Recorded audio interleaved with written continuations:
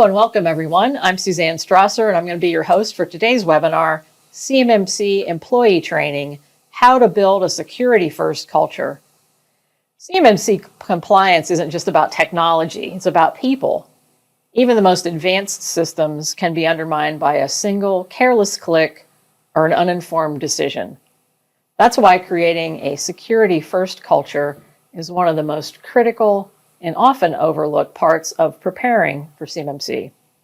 In today's session, designed for small to mid-sized defense contractors, we'll explore how to embed security into your organization's daily routines, ensure employees understand their role in protecting controlled unclassified information, CUI, and federal contract information, FCI, and prepare your team for what assessors will be looking for during an audit.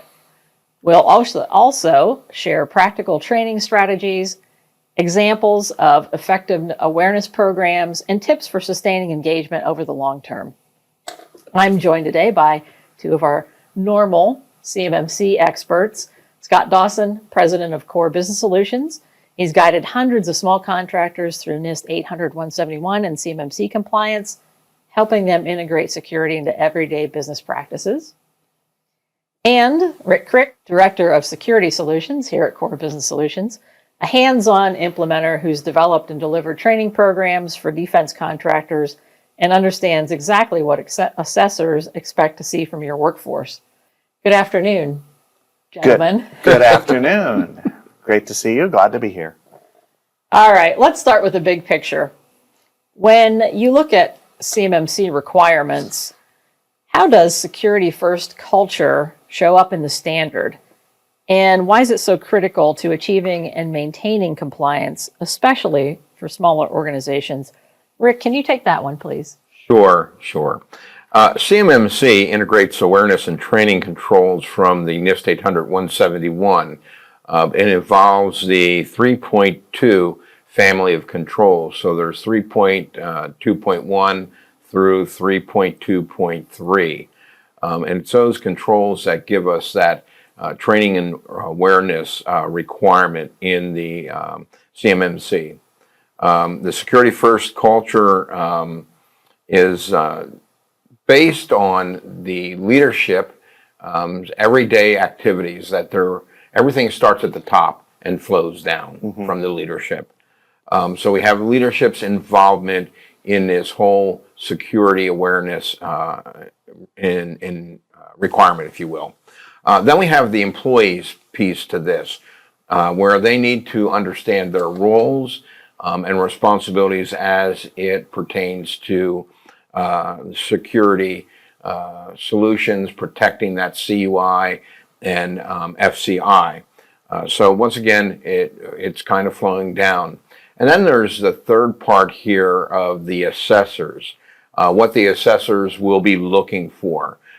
They're not just looking for policies to be in place, but they're looking for evidence that they have been implemented, that the stakeholders, the employees, the leadership are actually being trained and are aware of those security issues.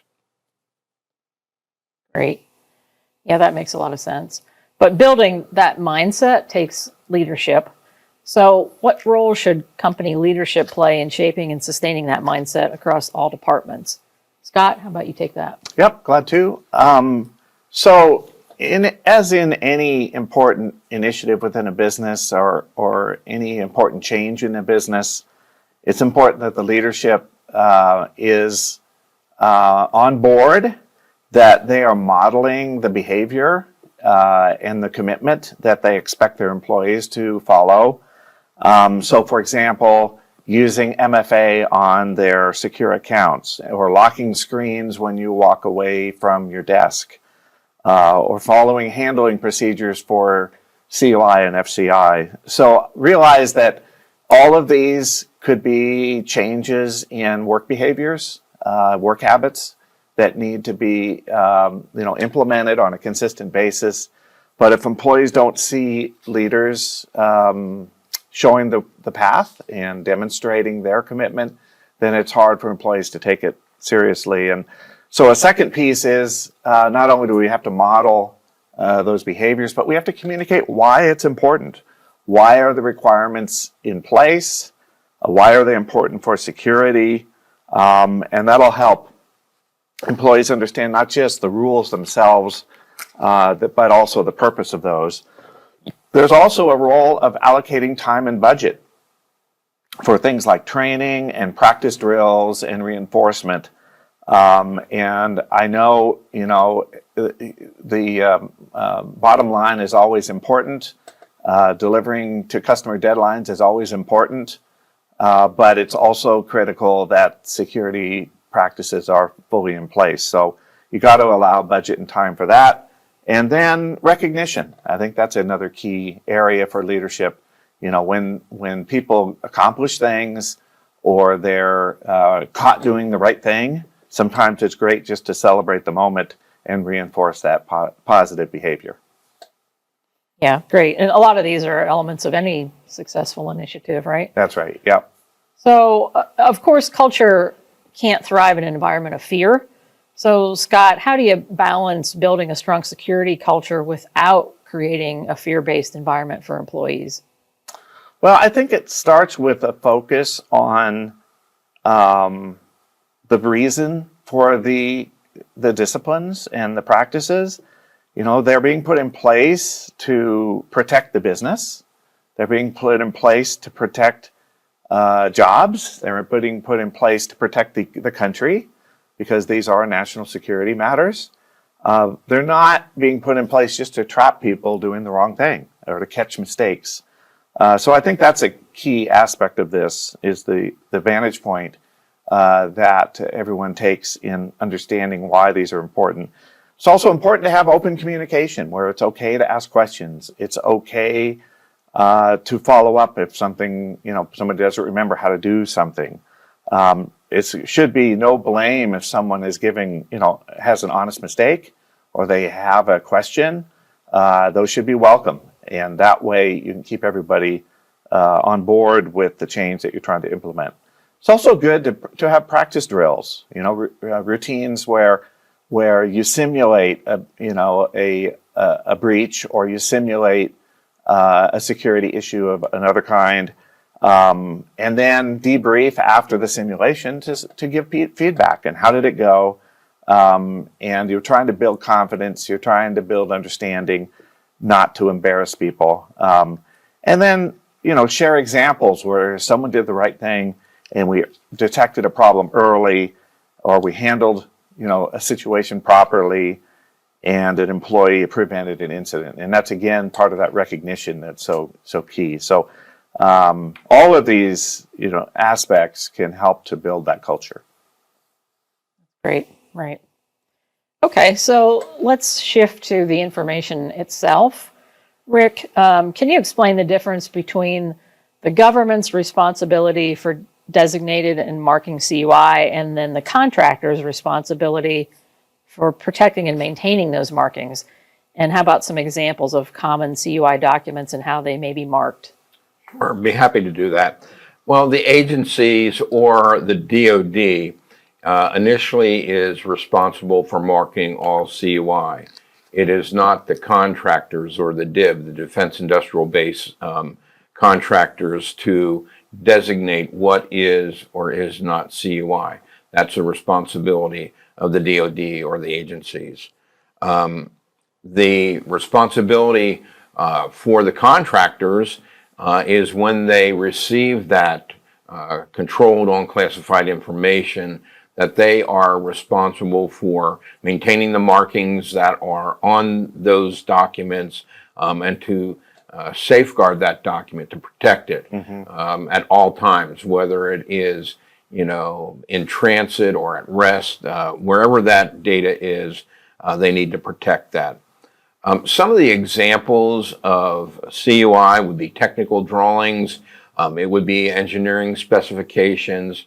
In some cases, it could be QA reports, could be procurement documents.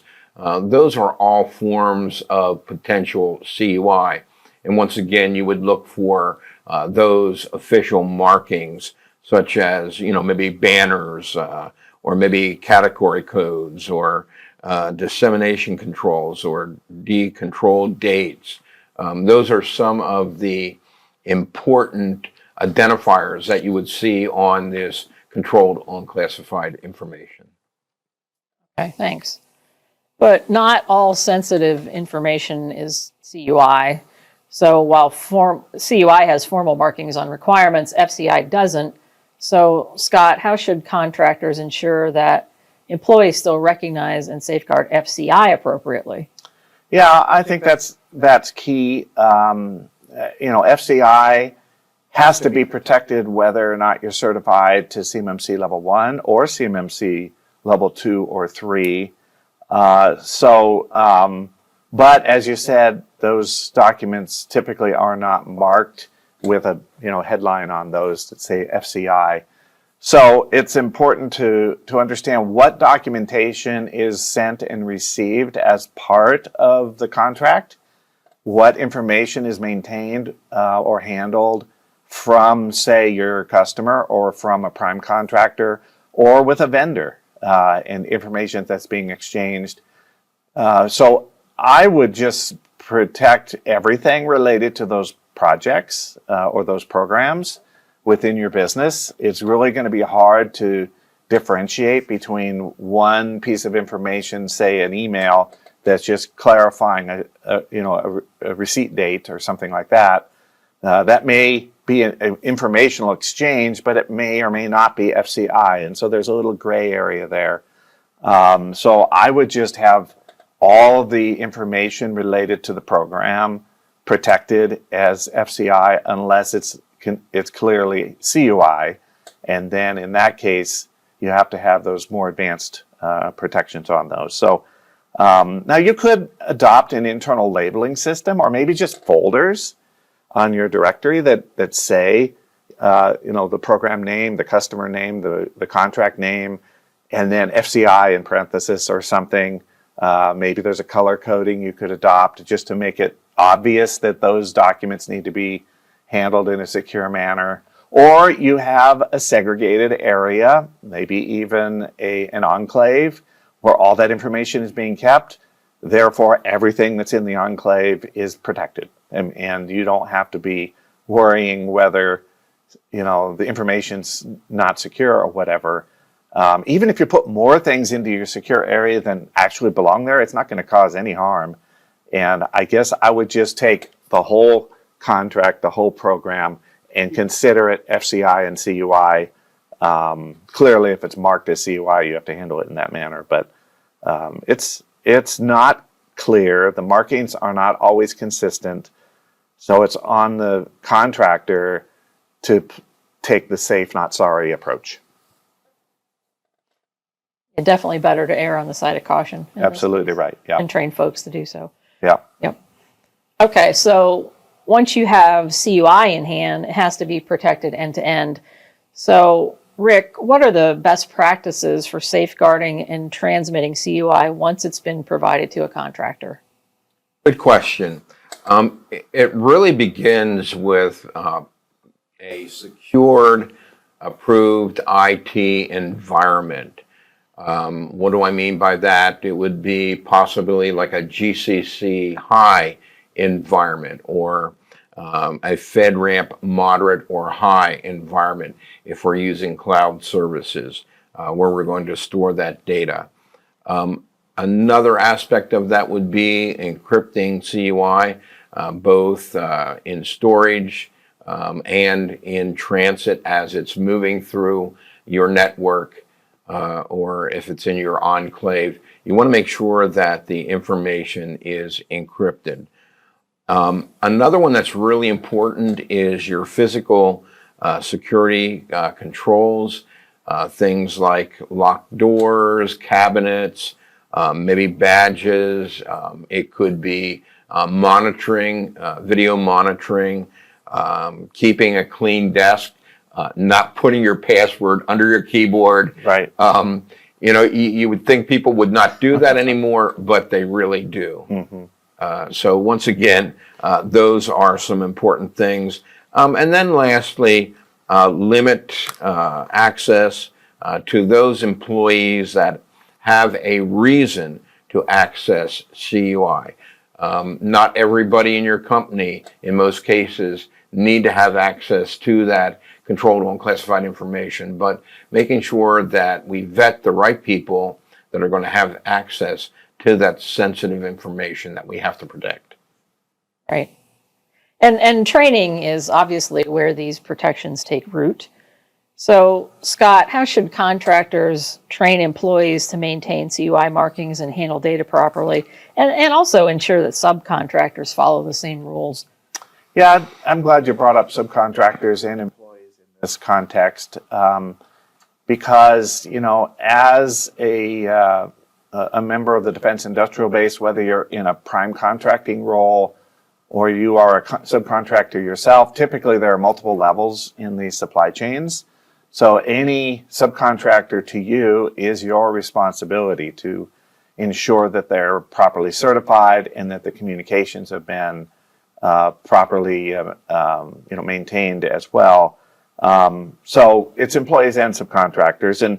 And so one way to kind of begin to that training is answer the question, what are the documents we have to protect? And how would I know if I saw it? So getting them familiar with some of the markings that Rick explained earlier, take some examples, show employees where information is being kept, or should we say where it should be kept, where the security areas are, how do you get information in and out of that secure area, with subcontractors, making sure that their obligations are very clear, that they're very clear in your subcontract legal documents, making sure that they're clear in your communications, making sure that you're following up when CUI or FCI is being exchanged. All of that can be critical. Now, there is a flip side to all of this, is that there needs to be accountability on top of training and development of that culture. All employees and subcontractors are accountable for following the requirements for handling and maintaining of CUI and FCI, and there should be repercussions. There should be some, even up to and including disciplinary action if someone just is unwilling or unable to follow the procedures that they need to for the protection of this information. So all of this needs to be thought through from an employee vantage point and from a subcontractor vantage point. What's in your contract if there were a breach of contract, or if there were a security incident involving a subcontractor? Who's responsible, and what are, again, those repercussions? And all of that, I think it's helped if you have annual refreshers and you kind of reinforce that information, or having targeted training if you have a change. So if you have to make a change to your environment, let's say, or make a change to a policy, making sure that training is, involved in that change management process so that you close the loop. Because if people don't know what's expected, how are they going to follow it? So you got to make sure training is tied in with changes. Yeah, great. So, and a big part of security is recognizing threats early. That's what you want to train people on. Rick, why has the DoD placed so much emphasis on employee readiness to detect and report cyber incidents? And what are the biggest red flags that employees should be watching for? That is an excellent question. I think, in my opinion, and others as well, that many of the breaches that you see begin with human error, or I like to think of the human error, the person is the weakest link in your security. Mm-hmm. And that can come through phishing or social engineering. On a daily basis, you hear people that have been duped into giving information that they should not have given, or employees not being trained well enough to know that you don't use one password for everything that you have, because if somebody gets that, they have the keys to everything, and strong passwords. So that's all part of training. So really, one of the weakest links would be the human factor. We can have all the technology in the world in place, but if we don't train people correctly and make them aware of the attempts to get information, we're likely to have a breach down the road. The other thing that is important is quick detection, monitoring and managing your environment, making sure that we have the tools, we have the staff that's monitoring, so that if an incident happens, an issue happens, we can respond to that quickly instead of several weeks later or a month later when the damage has already been done. So quick response is very important, and then being able to mitigate those issues, making sure that they don't continue as we move forward. So some of the red flags, I think, that that you need to be aware of, things like unexpected attachments. Once again, if something comes in through your email that you're not expecting, always question it. A red flag ought to go up in your mind. Why am I getting that attachment? And if you do not know the source, don't open it. Have it checked out by your IT staff. Or urgent requests for credentials or financial information. I can't believe how many times I've heard that you get an email with an urgent request. It has to be done right away. And or I need this cash, or I need this credit card in particular. And you need to send me the number for that. You know, a red flag ought to come up. You know, would your boss or tell you to do that?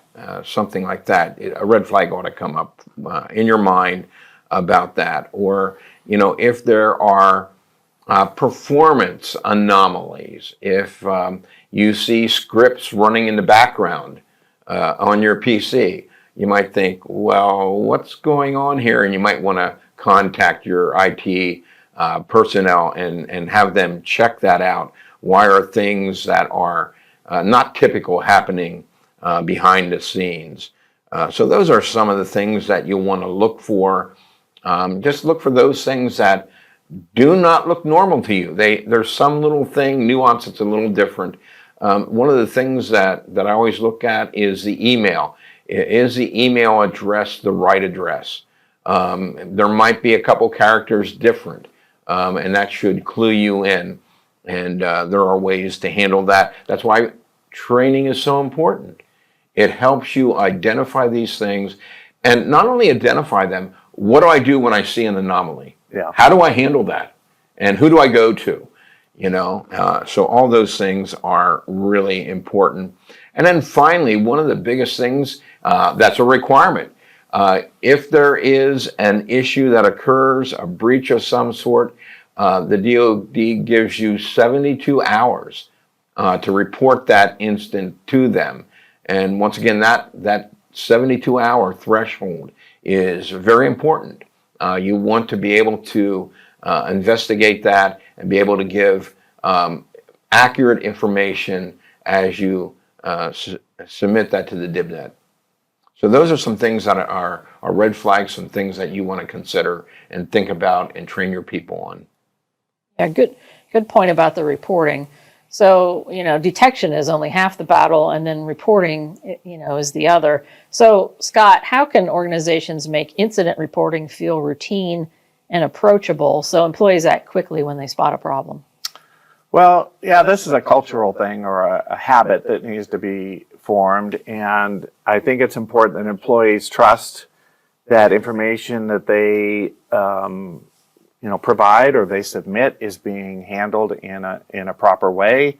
So first of all, making it easy for people to report.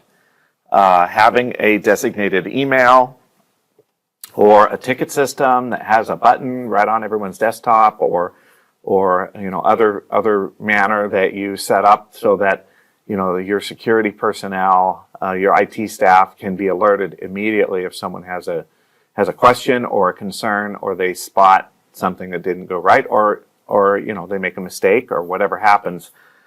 Secondly, you need to create a no fear, no blame kind of environment around those reporting. In fact, you need to thank people for submitting the information, even if it's a false positive, even if it's not, turns out not to be a problem, or if it turns out they made a mistake. That's not the moment to blame or make people feel badly about what mistake they made.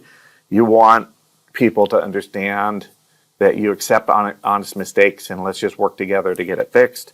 That's key. And by incorporating the reporting aspect into your tabletop exercise and your security drills, has everyone at least go through the process in a practice session, so that when the real thing comes up in the daily rush of a daily job, people know what to do, they feel comfortable doing it, and the people receiving the report know how to respond in a professional and positive manner. Right.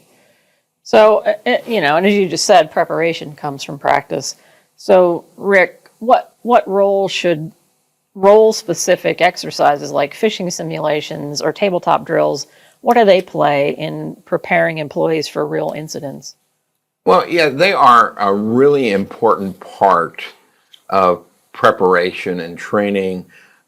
Simulation helps build instinctive responses, recognition and responses to issues that occur. Once again, we can, through these simulations, we might recognize that there is a shortcoming in the training that we've done.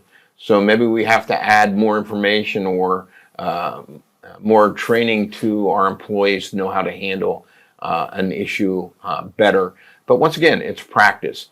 Like any other skill, the more you practice, the better you are at it, and the more natural it becomes. You don't even think, you know how to handle that. So simulation is very important. Tabletop exercises really help leadership and IT think about what is going to be our response to a given situation. Instead of waiting at the last minute, oh, we have this situation, what are we going to do? Prepare, think about it, discuss it. If we have this thing that's going to happen, how do we respond? Once again, if you're under pressure, that's not a good time to come up with a plan of action. Right. It's best to have that done ahead of time.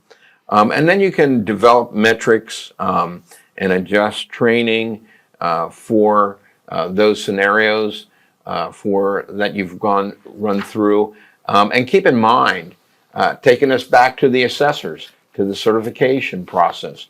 Assessors may request documentation of recent drills or tests that you conducted. Those are all part of some of the requirements that you can expect that the assessors will follow up on. Right. All right, so you bring that up too. So let's talk about proving compliance. So if an assessor walked in tomorrow, how would they expect to see an organization proving its employees are trained and prepared? And why is keeping training records so important? Scott? Well, it goes back to that adage that we've learned in the ISO certification business, but it's just as true with CMMC assessments. If it's not documented, it didn't happen, And so you've got to have that documentation trail to any training that has been conducted. It's just a discipline to get into. So those could be training logs or a training database or an LMS that you're using. Any of those would be fine. It has to show who was trained, when that was, and what the content was. So that's a key piece of it. Secondly is the timing of the training. So before someone is given access to a system, the training should have occurred. So you don't give them access and then a week later you give them the training, because there's a whole week they didn't know of the security protocols or the security issues that could come up. So making sure that training is given before granting access is important. And those training records need to be organized, easy to find, and traceable back to each employee doing each critical part of the process or having access to different systems. Without good training records, even a well-trained staff isn't going to pass the audit, because you have to have evidence that the training occurred and that it was done in a timely manner and that it was effective. So in general, training shouldn't just be a checkbox. So how can organizations integrate CMMC-related security training into onboarding and annual refreshers without it feeling like a check-the-box exercise? Yeah, that's really important. Everyone's busy, and they may or may not, be highly interested in the topic, or they have other things they'd rather be doing. So you've really got to focus on incorporating security training and compliance training in with the other business training that you conduct. And so make sure that you're training people in the real system that they're going to use. So if they're going to access, say, Microsoft GCC High, and maybe they're going to need to send an email from that system, and you have to do certain things to make sure the email is encrypted. I'm just using this as an example. You show them on the actual system. Here's the screens you're going to see. Here's the buttons you're going to use. Here's the messages you might see. And so making sure that you're not just giving them a textbook answer, but you're giving them real world examples. I think that's a key piece of it. And then when you talk about, potential incidents and security issues, use real world issues. If your company has gone through a security incident, or if you yourself have seen phishing emails, for example, have those examples to show, and make sure that this is seen as real world issues, and again, not just textbook type things. And you may need to use, industry examples if there's not something relevant specifically to your company. But, it's important for people to see things and how they work and what could happen, and all of those things are important. And don't just give the same training every year. Have updated training, have a plan for refresher training, making sure when things are changing, you're giving them fresh information. That's a way to, rotating that content, you're going to be able to keep people more engaged in the training itself. Great. Yeah, good advice. And obviously, keeping employees engaged over the long term is really essential. So what are some practical ways to keep employees engaged and informed as CMMC rules evolve? Rick? Yeah, thank you for that, Suzanne. And I think that's important, to keep employees engaged. Things like a monthly security tip email, or a brief email, something that you can pass along to keep them thinking, oh yeah, I need to keep thinking about that. Another one is, one of my favorite is quarterly lunch and learns. I've consulted with many companies and saying, hey, why don't you do something over lunch hour, provide pizza, that's pretty cheap, show your video, show your training. It is a very easy way to get people engaged, and that pizza is going to be an incentive. They look forward to that monthly free pizza, and they're there to learn. It gets their attention. Invite employee feedback to shape future trainings. I found that to be very useful. Get the employees feedback, engagement, because now they're starting to feel ownership in this process. And that's really important, to have their buy-in to that training, to that security, protecting that CUI. Hey, so one question might be, where can people find training on all this stuff? Yeah, I think they can always reach out to us. We would be happy to help them with putting a training together, make some recommendations. things that we've done in the past, and I think that would be a very good thing, positive thing for them to do. Well, Rick, I know a number of our customers use our core vault to control and protect CUI, and that's an annual program that includes not only the platform of the vault, but also the training, and it has employee training included on top of the policies and other information that's needed. So for those companies who are using the vault, the training is going to be organized and available and a part of the service that we provide. Great, thanks. All right, so finally, it's all about accountability. So how do assessors evaluate ongoing readiness and accountability for training? Rick? Sure. One of the most important things is providing records or evidence that training has taken place. Things like a schedule that we have for training, the materials that we use, or the programs that we use, completed tracking forms, sign-offs, all that documentation associated with that. That would be one thing. That would be the documentation side. The other side would be interviewing employees and making sure that they participated in the training and that they actually remember some of the things that were in the training. And I've seen both of those where some employee says, I don't think we've ever had any training. That's a problem, okay? So you might want to, talk to your employees and prepare them for the potential of being interviewed during this assessment process. Comparing documentations, making sure that all of our documentation matches. That if we say something in one place, it says the same thing in the other place. So consistency amongst your documents where we address similar activities.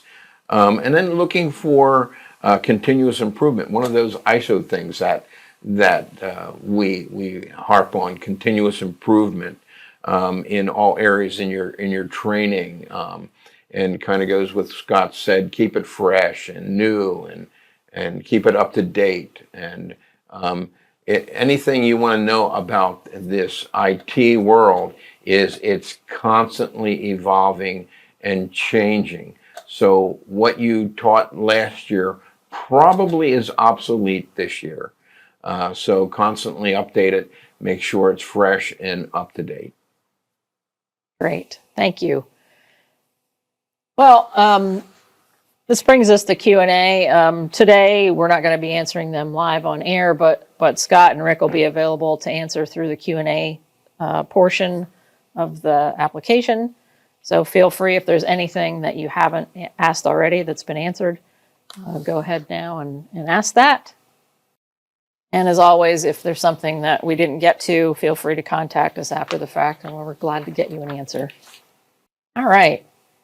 So that wraps up today's deep dive on building a security-first culture for CMMC. Let's remember these key takeaways. First, culture drives compliance. Technology is only as strong as the people using it.